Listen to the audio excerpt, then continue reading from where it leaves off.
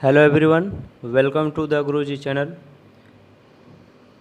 अभी तक के वीडियो में हमने गोलीय दर्पण के बारे में पढ़ा और गोलीय दर्पण से हमने बताया अवतल दर्पण किसे कहते हैं, उत्तल दर्पण किसे कहते हैं, और साथ ही साथ बताया गया था कि दर्पण का ध्रुव क्या होता है और वक्रता केंद्र क्या होता है। वक्रता त्रिज्या भी बताया जा चुका है और आज हम पढ़ेंगे मुख्य अक्ष के बारे में।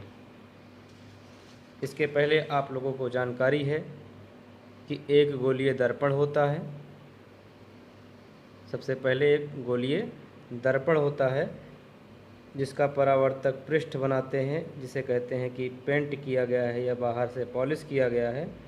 किसी भी दर्पण में अगर बाहर से पॉलिश करते हैं तो उसे कहा जाता है यह पृष्ठ जो है परावर्तक पृष्ठ है, अर्थात अपारदर्शी इसे कह सकते हैं। तो इस गोलीय दर्पण को बीच से काट दिया गया था। देखिए, ये एक गोला है और हर गोले में बीचों बीच विभाग में एक केंद्र होता है। इसको जब बीच से काटा जाएगा तो एक पार्ट इधर का यहाँ पर निकल कर आया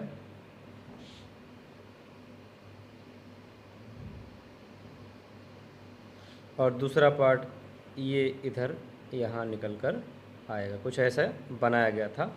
तो यहाँ पर देखिए, केंद्र जहाँ पर है उसको वहीं पर रख देते हैं। तो हमारी यहाँ तक की जानकारी हो चुकी है। हमने कहा कि वक्रता केंद्र, सबसे पहले गोलीय दर्पण के दो भाग होते हैं, एक होता है अवतल, दूसरा होता है उत्तल। तो जो उभरा हुआ भाग रहता है वह उत्तल दर्पण कहलाता है, जो दबा हुआ भाग होता है वह अवतल दर्पण कहलाता है। और परिभाषित करने के लिए पेंट यानी जो पॉलिश किया गया है उसे बाहर की ओर रखा ही गया है। इसके बाद क्या है, हमें वह पढ़ना है। इसके बाद यह है, इसमें कहा जा रहा है कि वक्रता केंद्र क्या होता है। जो गोले से खींचा गया जो बीचों बीच का केंद्र होता है उसे वक्रता केंद्र कहते हैं। दोनों में ही ये वक्रता केंद्र है। इसे किससे व्यक्त किया गया है, सी से व्यक्त किया गया। इसके बाद हमने ध्रुव की बात की थी। ध्रुव में भी इसके पहले वीडियो में ध्रुव को बताया गया है और वक्रता त्रिज्या को बताया गया है। यहाँ पर वक्रता त्रिज्या को बताया गया कि यहाँ पर जो होता है इसके बीचों बीच का भाग वो ध्रुव कहलाता है, जिसे पी से व्यक्त करते हैं। तो यहाँ ध्रुव से वक्रता केंद्र की दूरी को वक्रता त्रिज्या कहते हैं, जिसे आर से व्यक्त करते हैं। यहाँ पर ध्रुव माना गया था और यहाँ से यहाँ की दूरी को, यहाँ से ये वक्रता केंद्र है और यहाँ से यहाँ की दूरी को वक्रता त्रिज्या कहते हैं। यानी दर्पण से ध्रुव तथा दर्पण से वक्रता केंद्र की दूरी को वक्रता त्रिज्या कहते हैं। और उसके बाद मुख्य अक्ष का निर्धारण अब हमें पढ़ना है। वक्रता त्रिज्या तक हो गया है, अब हमें मुख्य अक्ष की विषय में पढ़ना है। इसमें क्या कहा जा रहा है, गोलीय दर्पण के ध्रुव तथा वक्रता त्रिज्या से गुजरने वाली एक सीधी रेखा। देखिए, गोलीय दर्पण के ध्रुव तथा वक्रता त्रिज्या से गुजरने वाली एक सीधी रेखा, तो हम यहाँ पर भी बना सकते हैं या इसके लिए भी बना सकते हैं अलग से। जैसे एक उत्तल या अवतल दर्पण लिया जाए, यहाँ पर हम एक उत्तल दर्पण की कल्पना कर रहे हैं कि यह उत्तल दर्पण बनाया जा चुका है और इस उत्तल दर्पण में यहाँ पर है इसका ध्रुव P और इससे यहाँ से एक केंद्र C है। यहाँ से इसकी वक्रता त्रिज्या कितनी है, R है। तो गोलीय दर्पण का यह एक भाग है जो कि उत्तल बनाया गया है। गोलीय दर्पण के ध्रुव तथा वक्रता त्रिज्या से गुजरने वाली एक सीधी रेखा, तो हम यहाँ पर एक सीधी रेखा खींच सकते हैं। गोलीय दर्पण के ध्रुव तथा वक्रता केंद्र से गुजरने वाली एक सीधी रेखा, अब ये कहीं तक भी जा सकती है। एक सीधी रेखा की कल्पना कीजिए। इस रेखा को दर्पण का मुख्य अक्ष कहते हैं, यानी ये जो रेखा होकर जाती है वही दर्पण का मुख्य अक्ष कहलाती है। दर्पण का यह जो रेखा है यह मुख्य अक्ष कहलाएगी। अर्थात अगर हमको लिखना है कि मुख्य अक्ष किसे कहते हैं तो हम किस प्रकार से लिखेंगे, यहाँ पर सबसे पहले हेडिंग लिखेंगे मुख्य अक्ष।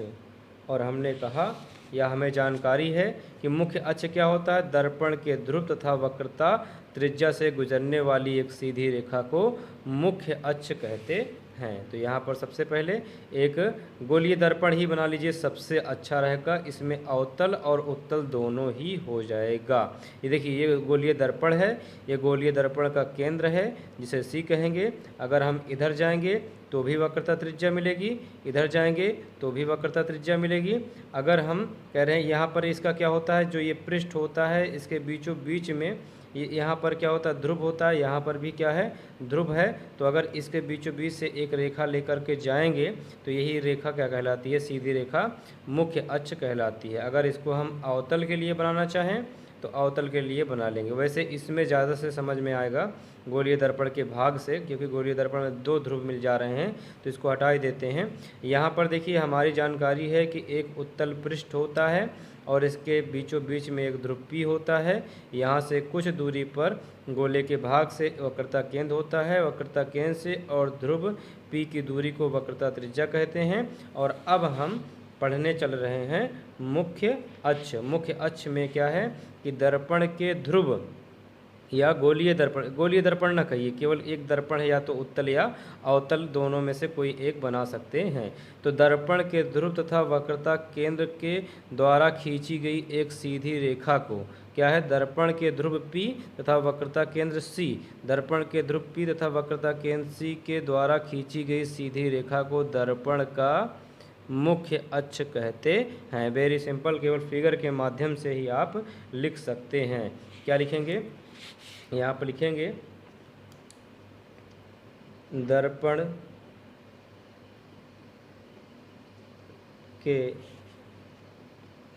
का ध्रुव P तथा वक्रता केंद्र C से खींची गई सीधी रेखा को दर्पण का मुख्य अक्ष कहते हैं। तो इस तरीके से मुख्य अक्ष भी समझ में आ जाता है कि P से और C के द्वारा खींची गई एक सीधी रेखा को दर्पण का मुख्य अक्ष कहते हैं। अगर उत्तल के लिए बनाए हैं तो अवतल के लिए भी देख लीजिए ये कैसा है, यह उत्तल दर्पण के लिए है। हम इसी प्रकार अवतल दर्पण के लिए भी बना सकते हैं। अवतल दर्पण के लिए किस प्रकार से बनाना पड़ेगा, अब हम यह देख लेते हैं। सबसे पहले इसको हम पूरी तरीके से उत्तल कर देते हैं। इसमें जो पेंट हुआ है, अगर उभरा हुआ भाग है तो दबे हुए तल में पेंट होता है, अगर दबा हुआ भाग है तो उभरे हुए में पेंट होता है। अगर हम ये नंबर ए हो जाएगा। अगर नंबर बी अवतल बनाना चाहें तो अवतल के लिए क्या करेंगे, सबसे पहले दबा हुआ भाग बनाएंगे और दबे हुए भाग में हम पहले ध्रुव बीचों बीच में पता करेंगे। इससे कुछ दूरी पर हम वक्रता केंद्र पता करेंगे और ध्रुव से वक्रता केंद्र की दूरी को वक्रता त्रिज्या कहते हैं। ध्रुव से वक्रता केंद्र के द्वारा खींची गई सीधी रेखा को मुख्य अक्ष कहते हैं। अभी अभी आप लोगों ने पढ़ा कि मुख्य अक्ष क्या होता है। अगर दबे हुए भाग में है तो इसका परावर्तक पृष्ठ कहाँ पर होगा, उभरे हुए भाग में। तो दबे हुए भाग को अवतल दर्पण कहते हैं तथा परावर्तक पृष्ठ बाहर की ओर होता है तो उसे हम अवतल दर्पण कहते हैं। तो ये बन गया अवतल दर्पण। किसके लिए, हमारी जानकारी किसके लिए है, मुख्य अक्ष के लिए। तो यहाँ पर मुख्य अक्ष यहाँ पर दिखाया जा रहा है। अब नेक्स्ट हेडिंग देखते हैं, इसमें हमें और क्या जानकारी करनी है।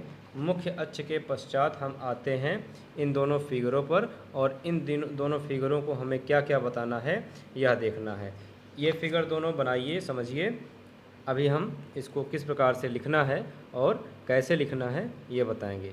सबसे पहले यहाँ पर हमें पढ़ना है अवतल दर्पण का मुख्य फोकस। अब हम पढ़ेंगे अवतल दर्पण का मुख्य फोकस। सबसे पहले यहाँ पर 10.2a कहा जा रहा है देखने के लिए। 10.2a का मतलब है, देखिए दबा हुआ भाग है, इसका मतलब अवतल दर्पण बनाया गया है और अवतल दर्पण के लिए कुछ रेखाएं खींची गई हैं और यहाँ पर अवतल दर्पण का हमें पता करना है मुख्य फोकस। तो हम मुख्य फोकस पता करेंगे। अवतल दर्पण पर मुख्य अक्ष के समांतर कुछ किरणें आपतित होती हैं।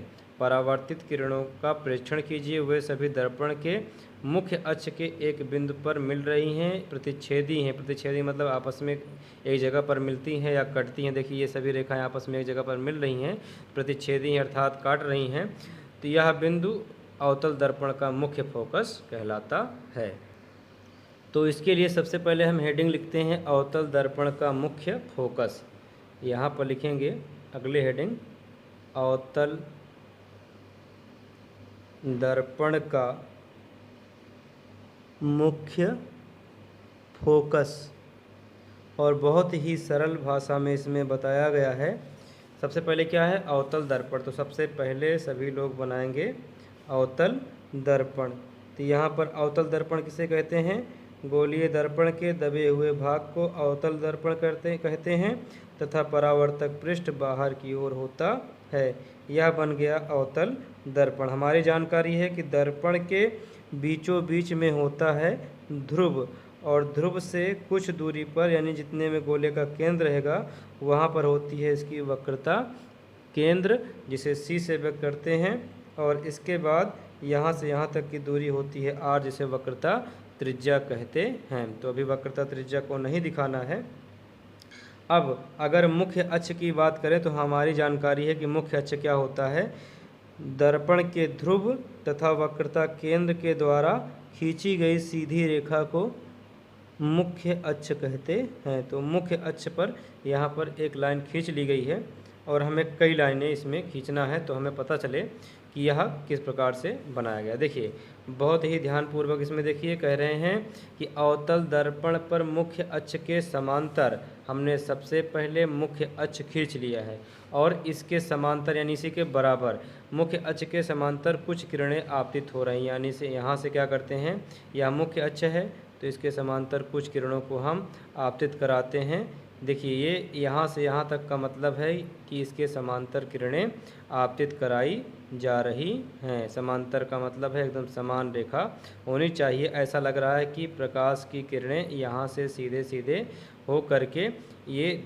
अवतल दर्पण पर पड़ रही हैं। अब इसके बाद क्या करना है, आपतित हो रही हैं परावर्तित किरणों का प्रेक्षण कीजिए। देखिए परावर्तित किरणों का प्रेक्षण करने का मतलब है कि हमने पढ़ा है प्रकाश का परावर्तन। प्रकाश के परावर्तन में क्या होता है, कोई एक अपारदर्शी माध्यम होता है और उसके बाद यहाँ से चलने वाली प्रकाश की किरणें दर्पण के किसी बिंदु पर पड़ती हैं और बिंदु पर पड़ने के पश्चात उसी माध्यम में पुनः वापस लौट जाती हैं। प्रकाश की इस घटना को प्रकाश का परावर्तन कहते हैं। और इसमें हमने पढ़ा था इसके बीच में अभिलंब खींचते हैं, जिसमें एक आपतन कोण आई होता है और जो टकरा करके देखिए जो किरणें जाती हैं वो आई कोण बनाती हैं आपतन कोण, और जो किरणें वापस लौट जाती हैं उन्हें क्या कहते हैं, आप परावर्तन कोण आर। यानी कि जो आपतित होती हैं किरणें गिरती हैं उन्हें आपतन कोण कहते हैं, और इसके बाद जो किरणें वापस लौट जाती हैं उन्हें आप परावर्तन कोण स्मॉल आर से व्यक्त करते हैं। तो यहाँ पर ध्यान से देखिएगा, यहाँ से प्रकाश की किरणें जाती हैं, प्रकाश की किरणें परावर्तित होकर के लौट जाती हैं। तो यहाँ पर हम देखेंगे कि वक्रता केंद्र C के माध्यम से यहाँ से किरणें जा रही हैं और जाने के बाद यह प्रकाश की किरणें यहाँ पर से वापस लौट जा रही हैं। तो इस प्रकार से कुछ प्रकाश की किरणें वापस लौटेंगी। ये देखिए ये यहाँ से टकराई हैं और प्रकाश की किरणें वापस, देखिए ये प्रकाश की किरणें यहाँ से चली हैं और यहाँ से वापस लौट आई हैं। यहाँ पर देखेंगे ये प्रकाश की किरणें चली यहाँ से वापस लौट आई हैं और इनके बीच में डाला गया है अभिलंब। यहाँ पर जो अभिलंब कार्य करेगा वह कार्य करेगा वक्रता केंद्र C को थोड़ा और इधर ले लेते हैं जिससे फिगर थोड़ा और अच्छा बने। मान लेते हैं C का केंद्र यहाँ पर है, इसको हटा देते हैं, वक्रता केंद्र C। अब इसके बाद ये जो C है यही कार्य करेगा अभिलंब का। तो हमने क्या करा है, यहाँ से प्रकाश की किरणें जाती हैं वापस लौट जाती हैं, तो जाने और वापस लौट आने के बीच में एक अभिलंब डाला जाता है। देखिए यहाँ से प्रकाश की किरणें आती हैं और आकर वापस लौट जाती हैं, इनके बीच में क्या डाला गया है, अभिलंब डाला गया है। तो जो किरणें आती हैं उनके बीच आपतन कोण होता है आई। देखिए ये किरणें आ रही अभिलंब, इनके बीच आपतन कोण बनेगा आई, और ये अभिलंब है, ये किरणें वापस लौट आ रही हैं, इनके बीच बनेगा कोण आर, क्योंकि एक आपतन कोण बनाता है दूसरा परावर्तन कोण बनाता है, जिसको हमने प्रकाश के परावर्तन में बहुत अच्छी तरीके से पढ़ा हुआ है। अब इसके बाद यहाँ पर देखेंगे ये भी प्रकाश की किरणें हैं, यहाँ से टकराएंगी और टकरा करके पुनः उसी माध्यम में कहीं ना कहीं वापस लौट आएंगी। अब इसके बाद एक घटना यहाँ पर समझेंगे, ये प्रकाश की किरणें हैं, ये टकराएंगी और टकरा करके कहीं ना कहीं प्रकाश किरणें मुड़ जाएंगी यानी परावर्तित हो जाएंगी। इसी प्रकार से ये भी प्रकाश किरणें यहाँ पर आ रहे दर्पण पर पड़ने के पश्चात क्या होती हैं, परावर्तित हो जाती हैं। तो यहाँ पर भी ये कहीं ऐसे चली जाएगी। तो ये देखिए यहाँ पर सब प्रतिच्छेदी हैं यानी सभी आपस में कहीं ना कहीं किसी न किसी बिंदु पर मुख्य अक्ष के बिंदु पर मिल रही हैं। तो ये एक ऐसे बिंदु बना लिया जाएगा, इसे ही कहा जाएगा फोकस बिंदु, जो कि प्रतिच्छेदी है। तो फोकस बिंदु को व्यक्त करते हैं एफ से, यानी यह बिंदु कैसा बिंदु है, यह फोकस बिंदु है। अब इसमें क्या लिखना है, देखिए हमने क्या किया था। इसके पहले की हमारी जानकारी थी कि एक अवतल दर्पण होता है, अवतल दर्पण में एक ध्रुव होता है और ध्रुव से कुछ दूरी पर एक वक्रता केंद्र होता है और ध्रुव से वक्रता केंद्र के एकदम सीधी खींची गई रेखा को दर्पण का मुख्य अक्ष कहा जाता है। और इसमें अब थोड़ा सा क्या बढ़ाया गया, इसमें थोड़ा सा ये बढ़ाया गया कि मुख्य अक्ष के समांतर दर्पण पर पड़ने वाली किरणें, दर्पण पर पड़ने वाली किरणें, ये सभी क्या हैं जो लाइन खींचे जा रहे हैं, प्रकाश किरणें हैं। दर्पण पर पड़ने वाली किरणें परावर्तन के पश्चात जिस बिंदु पर मिलती हैं, देखिए यहाँ से टकराने के पश्चात ये वापस लौट रही हैं तो परावर्तन हो रहा है। परावर्तन के पश्चात देखिए ये परावर्तन हुआ, ये परावर्तन हुआ, ये परावर्तन हुआ, ये परावर्तन हुआ। तो जिस बिंदु पर मिलती हैं उसे क्या कहते हैं, फोकस बिंदु कहते हैं। तो कुछ इस प्रकार का यहाँ पर बनाया गया था और इसके बीच में प्रकाश के परावर्तन के माध्यम से एक अभिलंब डाला गया, जहाँ पर पहले को आपतन कोण आई कहते हैं और दूसरे को अपवर्तन कोण आर कहा जाता है। तो हमारी जानकारी क्या है, यहाँ पर हम सीधे देख लेते हैं। इसमें ये कहा जा रहा है कि अवतल दर्पण का मुख्य फोकस, तो हमने अवतल दर्पण बनाया, मुख्य फोकस हम पहचान करे हैं। अब जो जो जैसे फिगर बनाए हैं वैसे वैसे लिखते चले जाते हैं। तो यहाँ पर लिखेंगे अवतल दर्पण पर मुख्य अक्ष के समांतर, अवतल दर्पण पर मुख्य अक्ष के समांतर कुछ किरणें आपतित हो रही हैं। तो यहाँ पर हमने आपतित कराया है, यहाँ पर कह रहे हैं कुछ किरणें आपतित हो रही हैं, कल्पना कीजिए। तो हमने आपतित कराया है। तो अवतल दर्पण पर मुख्य अक्ष के समांतर पड़ने वाली प्रकाश की किरणें परावर्तन के पश्चात, देखिए परावर्तन के पश्चात कहाँ पर मिल रही हैं, एफ पर। तो यहाँ पर लिखेंगे मुख्य अक्ष के समांतर पड़ने वाली प्रकाश की किरणें, और पढ़ने के बाद क्या हो रहा है, परावर्तित, देखिए मुड़ जा रही हैं तो परावर्तित हो रही हैं। किरणें, प्रकाश की किरणें परावर्तन के पश्चात जिस बिंदु पर मिलती हैं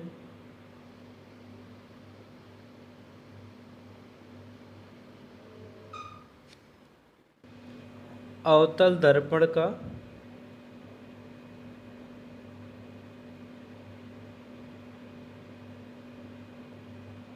मुख्य फोकस, जिसे कि व्यक्त करते हैं एफ से, चाहे वो अवतल का हो या उत्तल का हो, तो अवतल दर्पण का मुख्य फोकस एफ कहलाता है। इसी प्रकार हम अवतल पढ़ चुके हैं, अवतल दर्पण का मुख्य फोकस। अब हम जानेंगे उत्तल दर्पण के मुख्य फोकस के बारे में। तो इसमें सबसे पहले हेडिंग लिखेंगे उत्तल दर्पण का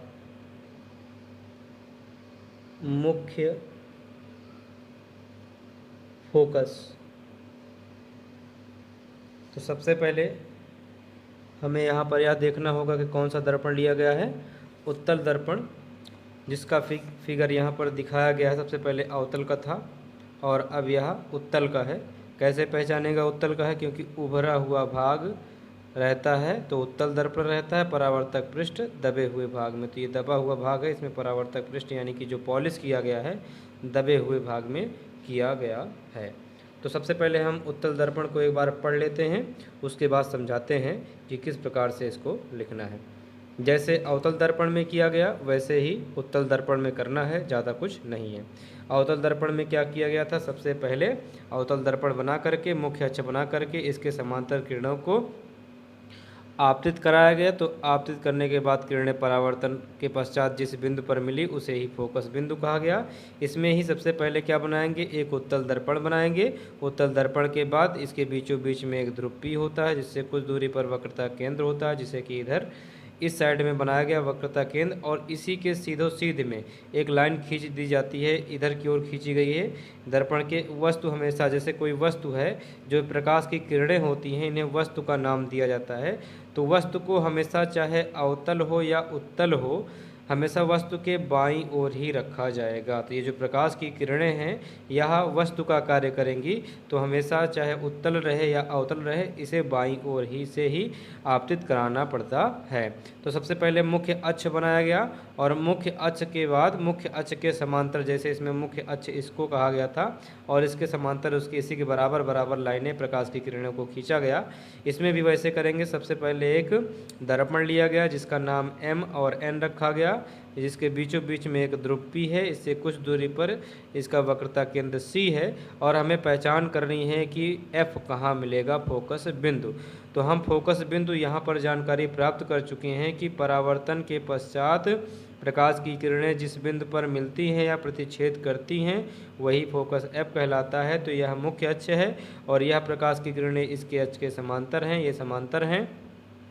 तो कुछ प्रकाश की किरणें वापस लौट जाएंगी और कुछ प्रकाश की किरणें अंदर की ओर आती हुई प्रतीत करेंगी, यानी ये कांच के अंदर जो दर्पण बनाया गया उसके अंदर जाएंगी, तब आती, देखिए जो डैश डैश की लाइन होती है वह कहलाती है कि आभासी है, और जो इस प्रकार की रेखाएं परावर्तन के पश्चात मिलती हैं उन्हें कहा जाता है कि वह वास्तविक हैं। तो ये आभास किया जा रहा है कि दर्पण के उस पार, इस पार तो हमें प्रकाश की किरणें दिखेंगी, लेकिन दर्पण के उस पार कुछ ही प्रकाश की किरणें हमें प्राप्त होती हैं, तो वो आभास किया जाता है कि माना जाता है कुछ प्रकाश की किरणें मिलेंगी। तो देखिए ये प्रकाश की किरणें, समांतर प्रकाश की किरणें यहाँ पर डाला गया, तो ये परावर्तन के पश्चात वापस लौट जाती हैं, और कुछ प्रकाश की किरणों को माना गया कि इनमें से कुछ प्रकाश की किरणें इस बिंदु पर आकर मिलती हैं, मुख्य अक्ष पर आकर टकराती हैं।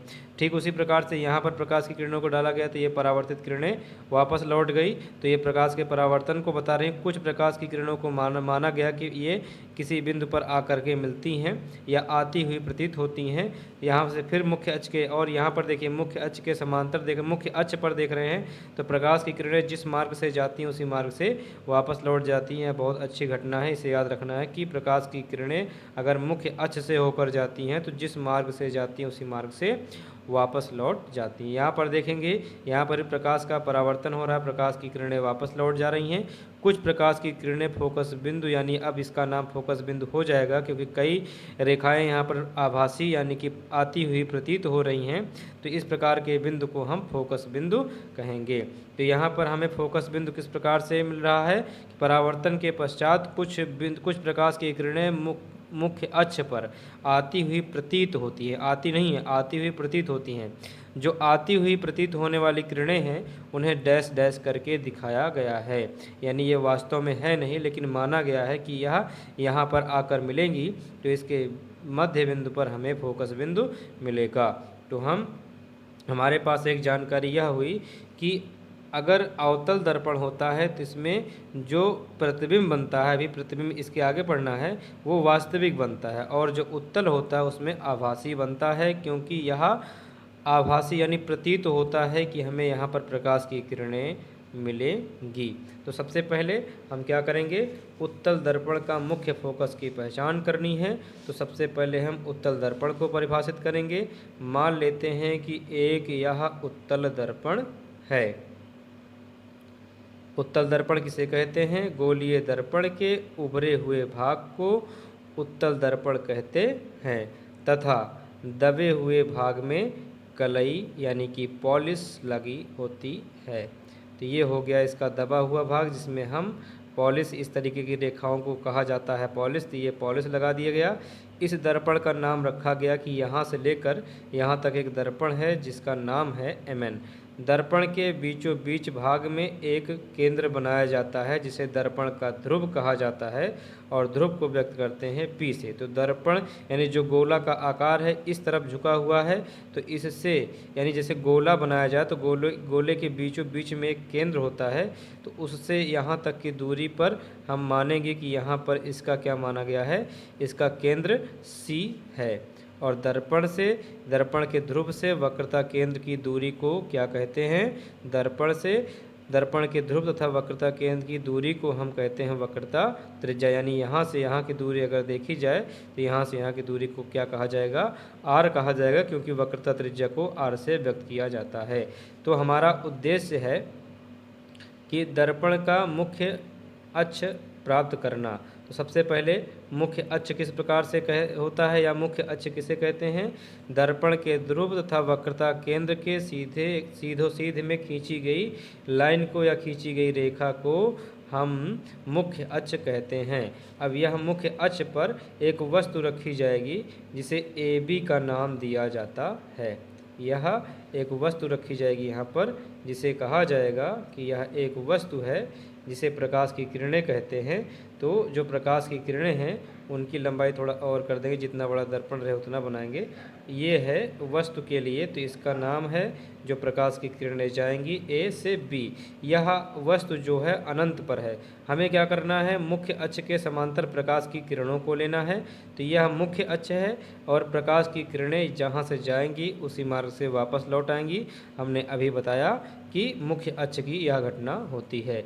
अब इसके बाद मुख्य अक्ष के समांतर रेखाओं को खींचेंगे तो यहाँ पर प्रकाश की किरणें जाएंगी और परावर्तन के पश्चात किरणें पुनः लौट जाएंगी। तो यह प्रकाश के परावर्तन की घटना को बताता है। फिर एक मुख्य अक्ष के समांतर प्रकाश की किरणों को लिया जाएगा और यह परावर्तन होके वापस लौट जाएंगी। तो यह बताता है कि प्रकाश की किरणें आपतित की जा रही हैं और यह बता रहा है कि प्रकाश की किरणें परावर्तित हो रही हैं। और हम जानते हैं कि प्रकाश की किरणों के आपतन और परावर्तन के बीच एक अभिलंब खींचा जाता है। तो हम यहाँ से लेकर के एक इसके बीचों बीच में अभिलंब खींचेंगे जिसको हम वक्रता केंद्र C से मिला देंगे। तो मानेंगे यह अभिलंब है।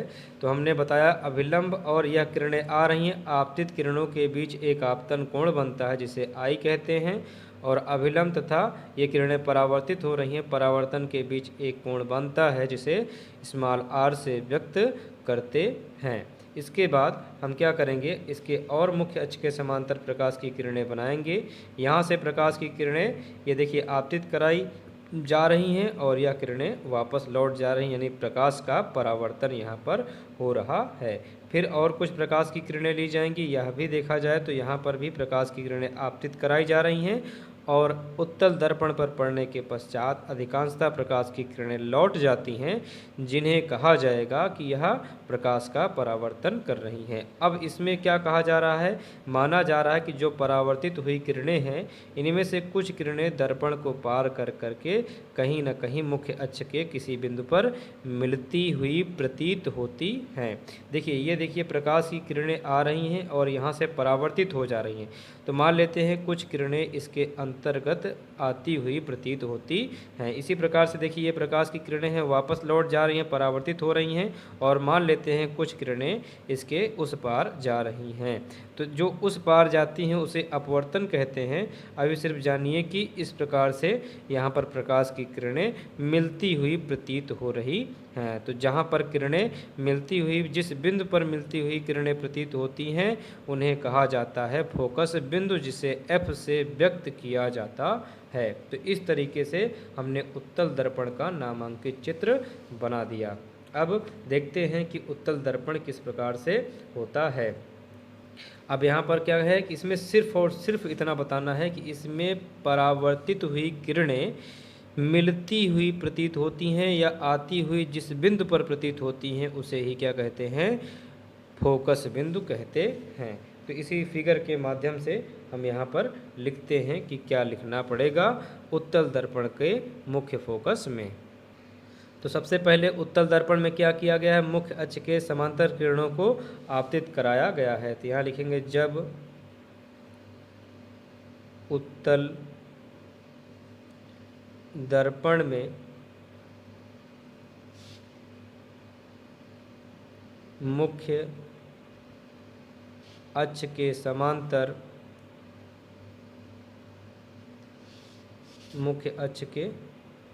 समांतर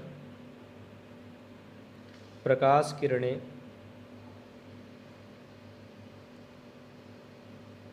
आपतित कराई जाती हैं। आपतित कराने का मतलब उस पर गिराई जाती हैं। देखिए ये है आपतित, आपतित कराई जाती हैं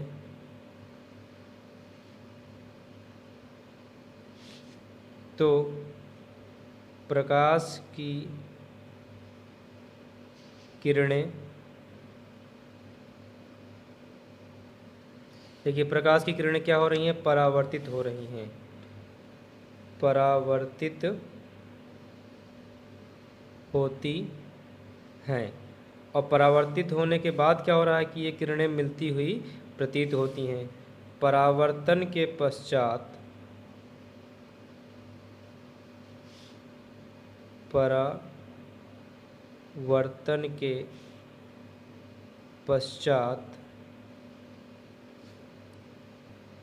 किरणें,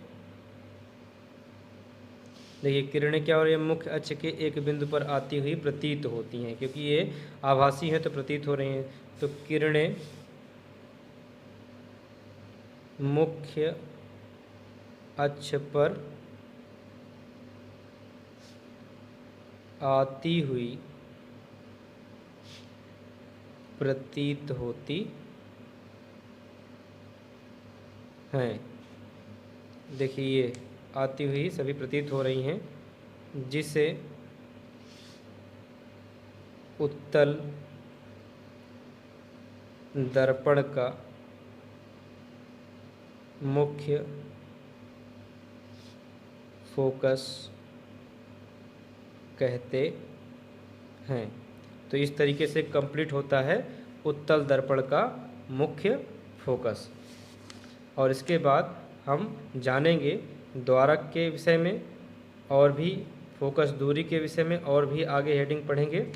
तो लाइक कीजिए, शेयर कीजिए और कमेंट में ज़रूर बताइए कि उत्तल दर्पण का मुख्य फोकस और अवतल दर्पण का मुख्य फोकस कितना ज़्यादा समझ में आया। नेक्स्ट हेडिंग के लिए मिलते हैं नेक्स्ट वीडियो में।